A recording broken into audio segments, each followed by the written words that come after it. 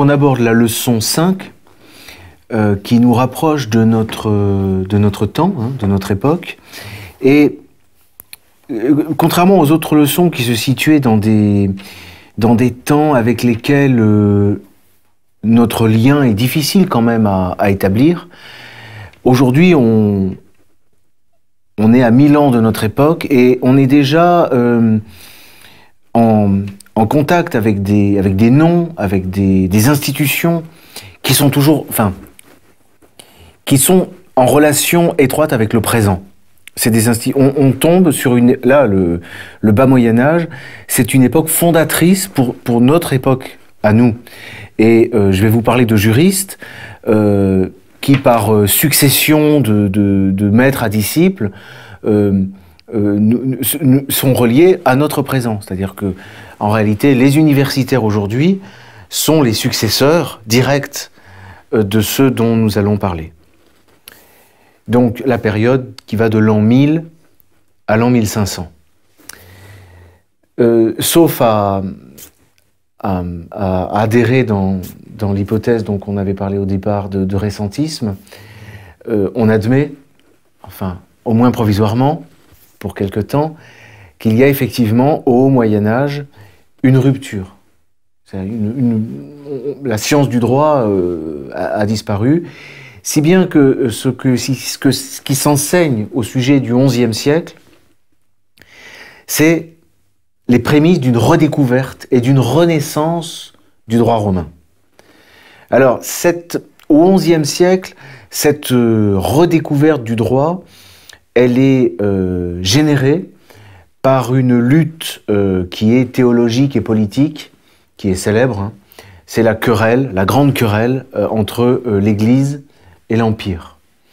Et de part et d'autre, pour l'Empire et pour l'Église, la querelle, comme elle est argumentée, elle se fonde sur des textes et elle provoque une vaste recherche, en fait, des arguments et des textes. Et c'est à l'occasion des controverses échangées qu'on voit réapparaître des textes qui remontent à l'Antiquité, des textes qu'on peut dire des textes de droit romain. Les textes des Romains réapparaissent au début parcimonieusement. C'est surtout l'Église qui entreprend de vastes recherches, et c'est avec la fameuse réforme grégorienne. La réforme grégorienne est une réforme de l'Église d'Occident, de l'Église catholique, qui est une réforme juridique. La façon dont l'Église va restructurer ses institutions, va se réorganiser, va se redéployer en Europe, ne s'explique que par l'utilisation et la redécouverte des textes du droit romain et des mécanismes qui avaient permis à l'Empire de fonder ses structures. Ça situe quelle date à peu près? Là, on est au XIe siècle. Je vous parle d'une époque, on est après l'an 1000, hein, dans les temps qui suivent l'an 1000. Et de quel empire s'agit-il explicitement? La querelle entre l'Église et l'Empire? C'est l'empire chrétien d'Occident. C'est-à-dire ce sont les successeurs de l'empire carolingien. On l'appelle l'empire chrétien, l'empire romain chrétien d'Occident. C'est les empereurs médiévaux, Henri IV, etc., enfin, qui sont dans des querelles avec le pape. L'idée étant de savoir, est-ce que c'est l'empereur qui va nommer, je résume trop brièvement, est-ce que c'est l'empereur qui va nommer le pape ou est-ce que c'est le pape qui va désigner l'empereur? C'est cet empire qui va devenir l'empire romain germanique? Non, on est déjà dans l'empire romain germanique, là. Oui, c'est de cet empire que je parle. Donc on a des traces de quelque chose qui nous fait penser aux prémices au moins d'une renaissance de la science du droit. J'avais remarqué un témoignage de Pierre Damien, qui est de la fin du XIe siècle, et qui note dans un ouvrage où ça parle de généalogie, qu'il y a des querelles entre Ravenne et Florence. Et Ravenne était une ville où il y avait effectivement une école de droit, et Ravenne était une ville pro-impériale, pour l'Empire. Bon. Et il y a une remarque qu'il a, une petite parenthèse qu'il fait dans son texte qui a retenu mon attention. Il dit à son interlocuteur, Pierre Damien, il dit « Tu vas peut-être me demander de défaire moi-même le nœud de la question, puis tu me donneras ta façon de penser. Ainsi que le font les maîtres d'école qui interrogent les élèves sur les difficultés d'un thème proposé pour savoir ce qu'ils pensent et rendre leur esprit docile grâce à cet entretien préalable. » Donc, ça a l'air de rien, mais c'est la marque de ce qu'il y a. Il y a une pédagogie relativement élaborée quand même, enfin, à mon sens. Ensuite, il est difficile de faire la part entre la légende et la réalité, mais à la limite, c'est pas vraiment notre souci. Il y a un nom important, c'est Irnerius. Alors, on raconte qu'il était professeur de lettres, plus précisément professeur de latin, ce qui veut bien dire que, grâce à la réforme carolingienne qui a précédé, il y a eu une renaissance des lettres quand même. On enseigne le latin. C'est d'ailleurs le préalable indispensable à toute renaissance du droit romain, c'est d'abord la renaissance du latin, puisque le droit romain est en latin. Si vous n'avez plus de latinistes, vous n'avez plus de possibilité d'avoir d'authentiques romanistes. On a suffisamment insisté sur les liens entre le droit et la grammaire pour qu'on comprenne que le droit ne peut raisonnablement s'étudier de manière vraiment approfondie que dans la langue latine. Il y a une étroitesse, une connexion entre cette langue et cette discipline. Bon. Donc Irnerius enseigne le droit et, paraît-il, pour élucider le sens d'un mot, et en l'occurrence c'est le mot « as », qui désigne la monnaie, en plus. Donc, c'est encore un lien intéressant. Pour étudier le sens de ce mot, il a recours à un ouvrage de droit romain. Et, dit-on, comment dire, il est entraîné par ce premier texte dans l'étude du droit romain, et l'enseignement du droit romain va renaître comme ça, c'est-à-dire qu'il va se livrer à une lecture, à une interprétation, au départ mot à mot, et à une explication des termes des textes de droit romain auprès de ses disciples qui sont célèbres. On a Bulgare, Hugo, alors évidemment, quand on a 4 personnes, Martin, Hugues, Bulgare, Martin, et généralement quand il y a 4 noms, il y en a un qu'on oublie, Jacob. Voilà, Jacob, Hugues, qui est de Ravenne d'ailleurs, Bulgare et Martin. Donc, ce maître Irnerius et ses 4 docteurs, on va les appeler les 4 docteurs au début du XIIe siècle, hein, on avance déjà, fondent, enfin leurs étudiants plutôt, fondent l'université. Parce qu'on appelle l'universitas, c'est une fondation d'écoliers, d'étudiants, et c'est la naissance, on ne peut même pas dire la renaissance, c'est la naissance de la faculté de droit, qui est fondée à Bologne. Et de Bologne, elle essaimera par l'enseignement et le départ des maîtres à Montpellier, à Orléans, dans toutes les villes d'Europe. Elle essaimera au XVe siècle, on aura des universités jusqu'en Angleterre, on en aura dans toute l'Europe, avec des filiations de maîtres en disciples qui permettent de faire remonter la filiation de chaque maître jusqu'à Irnerius, qui est donc une sorte de... C'est un phénomène assez extraordinaire, mais il y a comme ça une espèce de vaste famille, disons, hein, ou une dynastie, on peut dire, jusqu'au XVe siècle. Hein, et c'est la scolastique latine. Voilà. Le thème, en fait, de cette leçon, c'est vraiment la scolastique latine, c'est-à-dire la science juridique médiévale. Bon. Bologne, c'est l'école principale.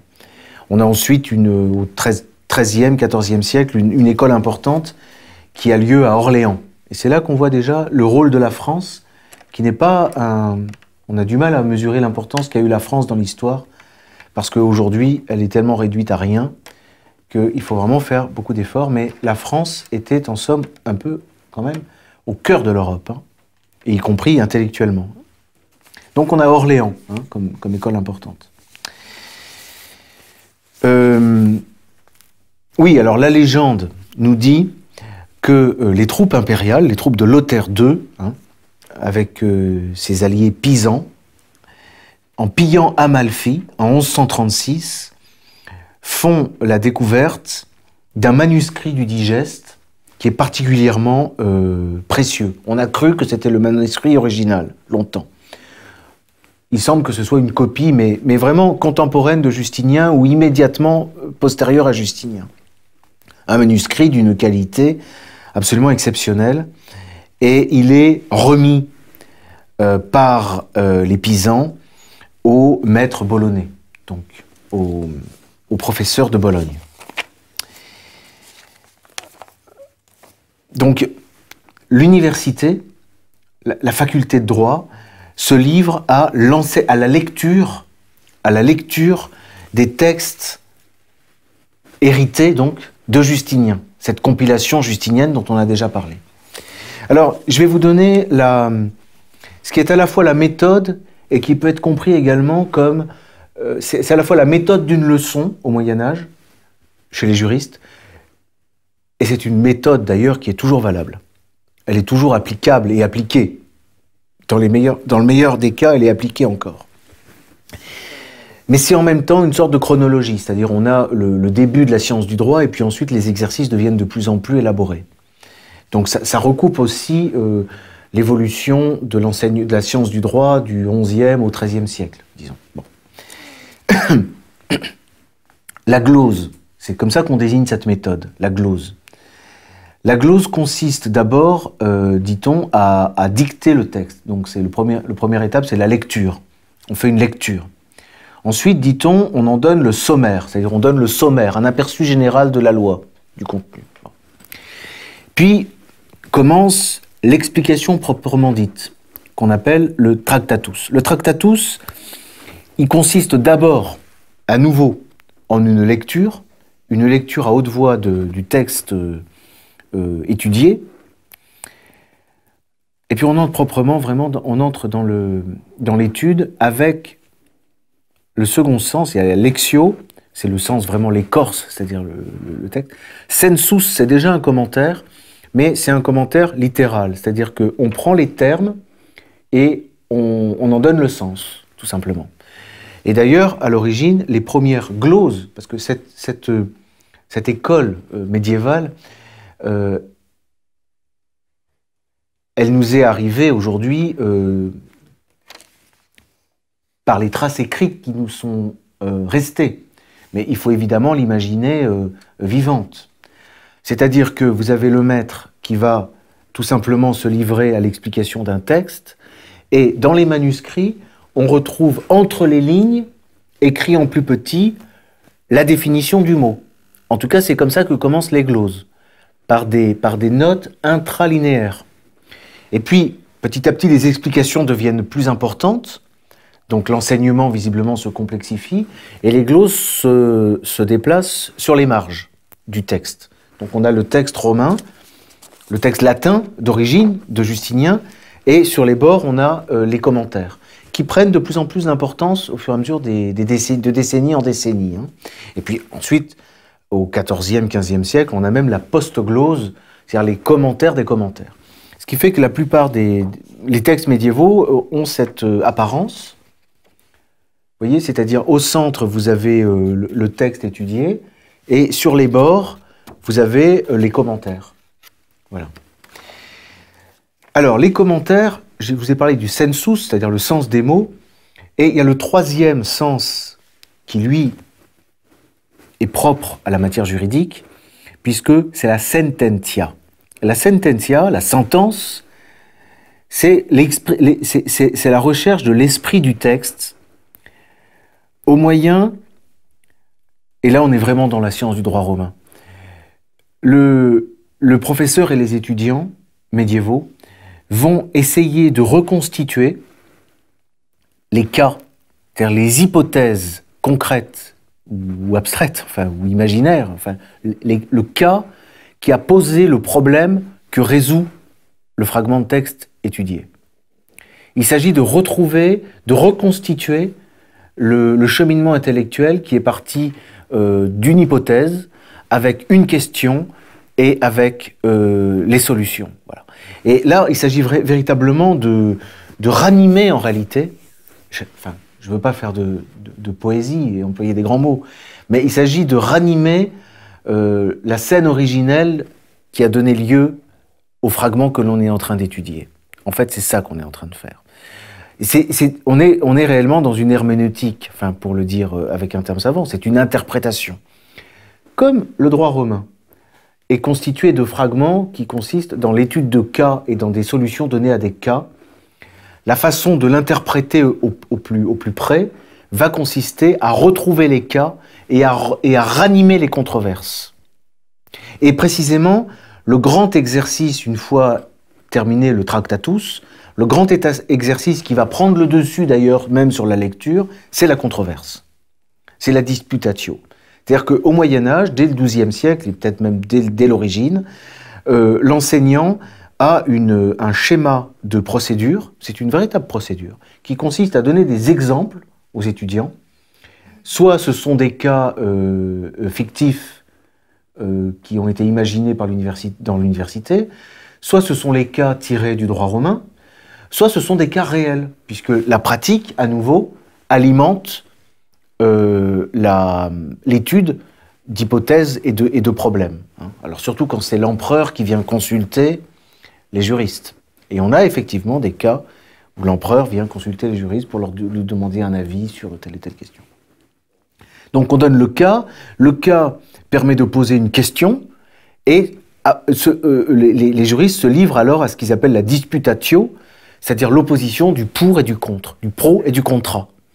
Et cette dialectique vivante est clôturée par la sententia, c'est-à-dire la solution contrariorum, la solution des contraires, la synthèse. Normalement, les étudiants donnent le pour et le contre, et l'enseignant va donner la solution qui permet de...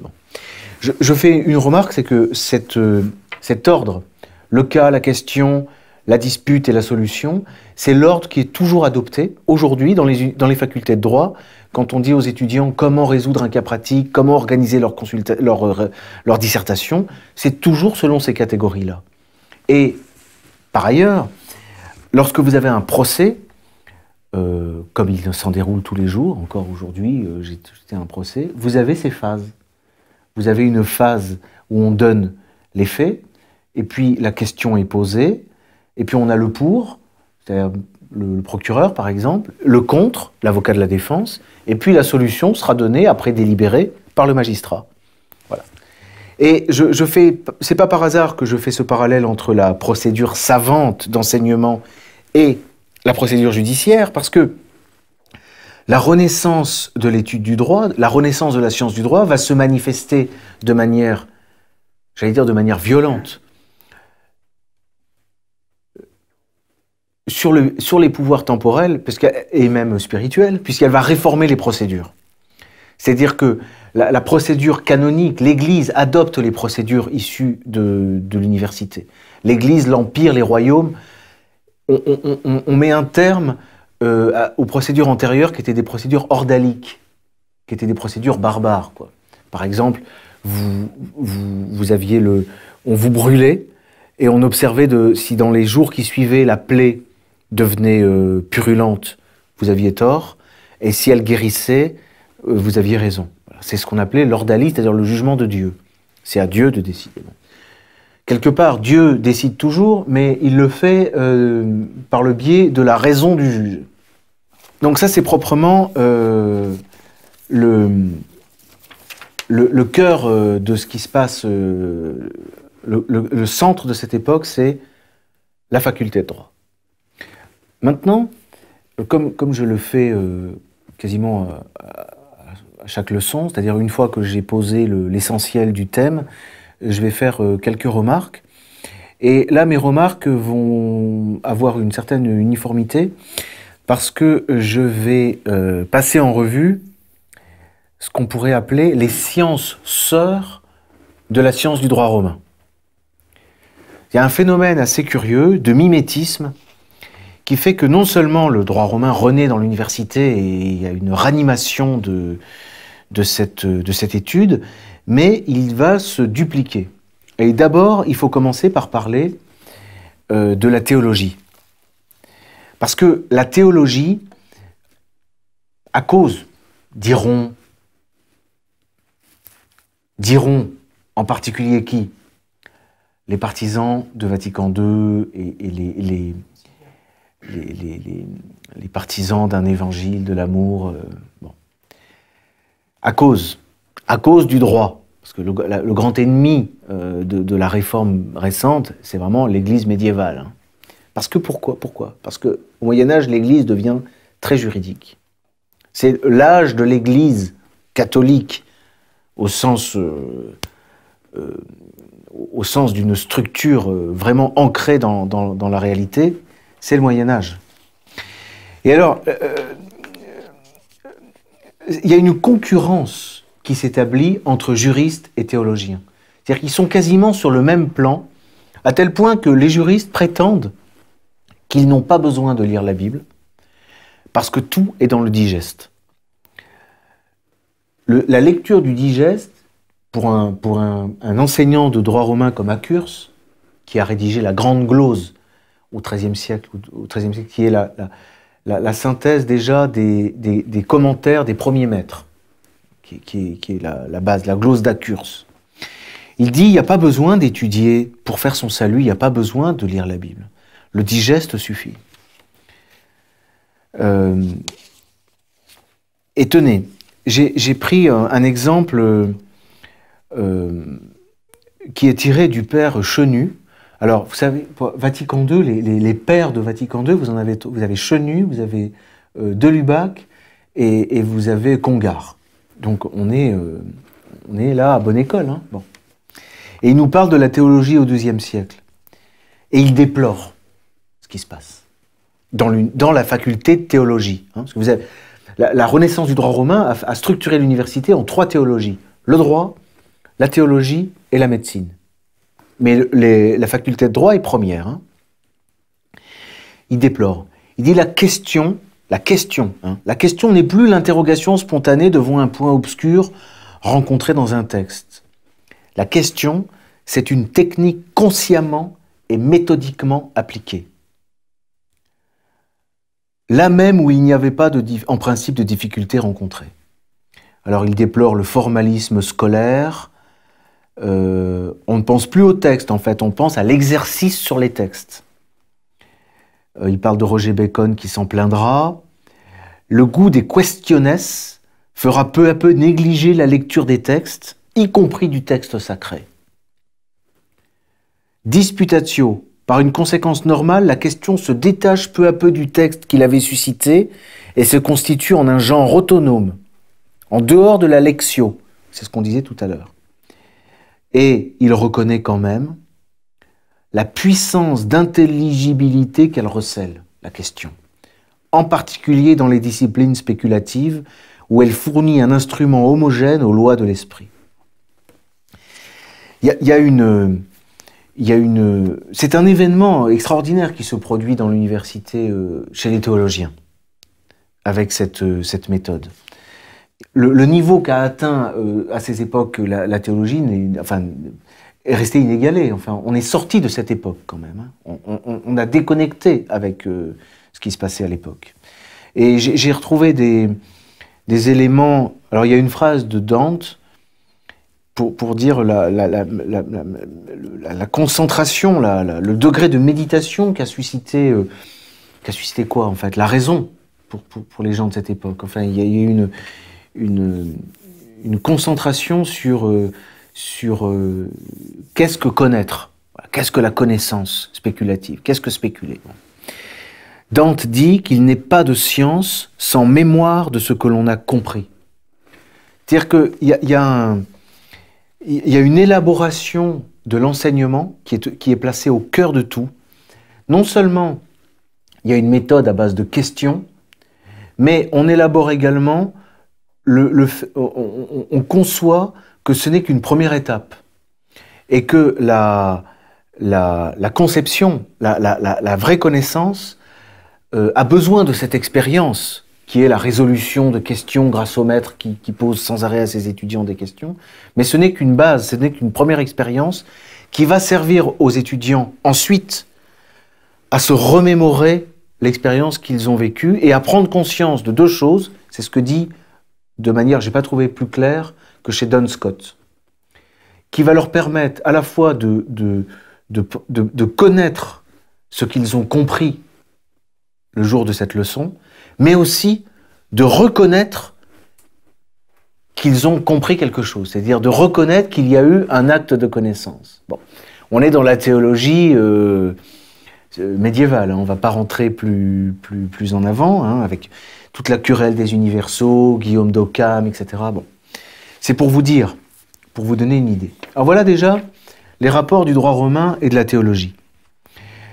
Il y a un deuxième, disons un deuxième partenaire des romanistes avec le droit canonique.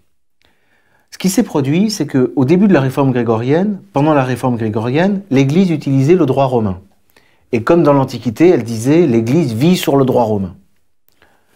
Les Romains ont donné, enfin c'est le plan de Dieu. Dieu a voulu que le Christ s'incarne dans l'Empire romain, et c'est parce que le droit romain était destiné à devenir le droit de son Église. Bon, on garde le droit romain.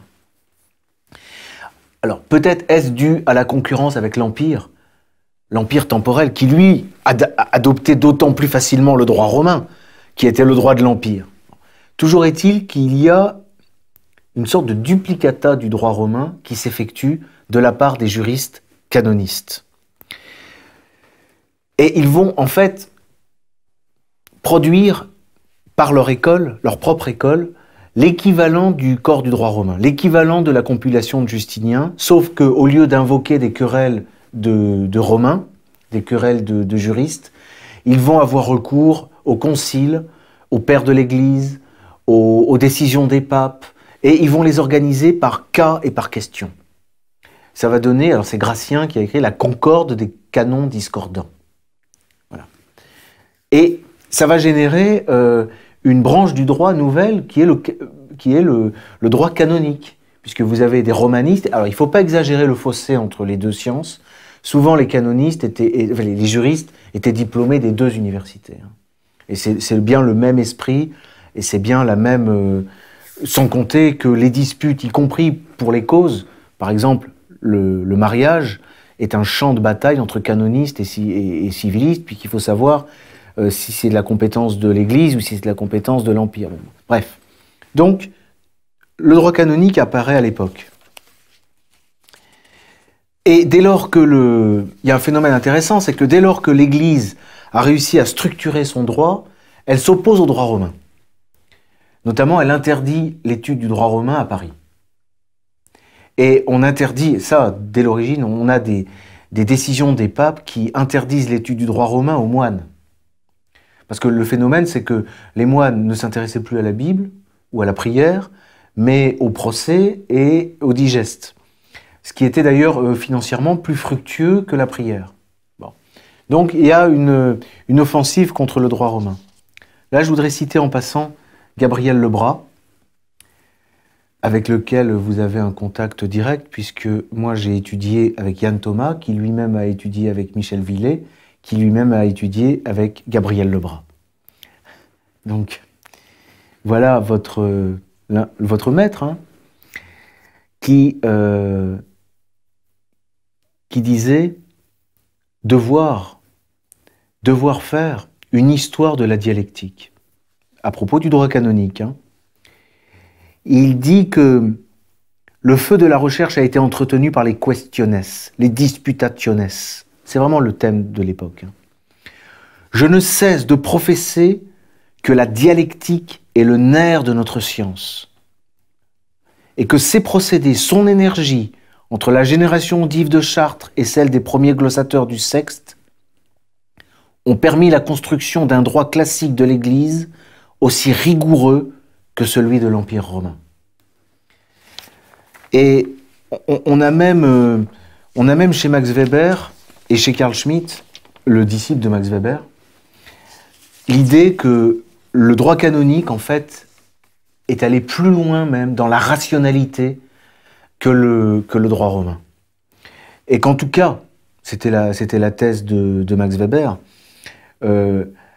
cette fameuse rationalité occidentale, on la doit au droit canonique. C'est le droit canonique qui a été le partenaire notamment du droit, des droits nationaux, comme il dit, sur le chemin de la rationalité. Et il pense que c'est dû à l'institution, à l'organisation de l'Église catholique, qui est une organisation rationnelle.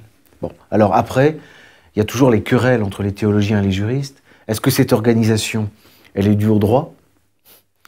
Ou est-ce qu'elle est due à la succession apostolique et à l'incarnation divine, etc. On laissera ces questions de côté, mais il faut savoir qu'elles intéressaient justement précisément beaucoup Carl Schmitt. Droit canonique, bon, je termine rapidement avec... Je vous ai parlé du droit de l'Empire. Il y a un phénomène qui se produit. Alors l'Empire, quand on regarde justement le critère du politique de Schmitt, l'Empire n'est pas un État au Moyen-Âge. Il y a des guerres privées. En fait, c'est une sorte d'organe... On pourrait comparer l'Empire médiéval à l'ONU un peu quand même. Pourquoi? Parce qu'il y a des guerres possibles, enfin toute proportion gardée, le ridicule en moins, ou la perversion en moins peut-être. À l'intérieur de l'Empire, vous avez des royaumes, vous avez des États, enfin pas encore des États. Et vous avez deux royaumes en particulier qui sont intéressants, c'est le royaume de France et le royaume d'Angleterre. En France, il se trouve que on a des rois, et en particulier déjà Louis VII, plus activement Philippe Auguste, Philippe II, mais alors de manière vraiment déterminée Louis IX, Saint-Louis, qui prennent à leur service justement ces savants issus des universités. Ça, bon, dans tous les royaumes, ça a lieu, dans tous les États, dans tous les gouvernements féodaux de l'Europe entière, les juristes trouvent des emplois, les meilleurs étant au service de l'Empire. Bon. Mais il y a une école qui s'occupe particulièrement du royaume de France, c'est l'école d'Orléans, et qui va devenir même concurrence, voire peut-être dépasser encore l'école de Bologne. Et c'est Saint-Louis le premier qui vraiment s'entoure de juristes et j'allais dire, vire. Il faudrait imaginer, pour prendre des comparaisons, qu'aujourd'hui, un président de la République mette à la porte tous les énarques et prenne à la place uniquement des juristes. Et on verrait ce qu'on verrait. C'est un petit peu ce qui s'est passé avec Saint-Louis, c'est-à-dire qu'il a mis de côté les théologiens, les confesseurs, etc., et il a pris des juristes. Et le sommet est atteint avec Philippe le Bel, qui est resté connu pour ça, puisqu'il s'est confronté non seulement à l'empereur, mais surtout au pape. En somme, ces juristes sont en train d'inventer quelque chose de nouveau. Ils sont à la fois romanistes et canonistes. Ils sont en train de constituer un pouvoir qui n'est plus ni purement temporel, comme pouvait prétendre l'être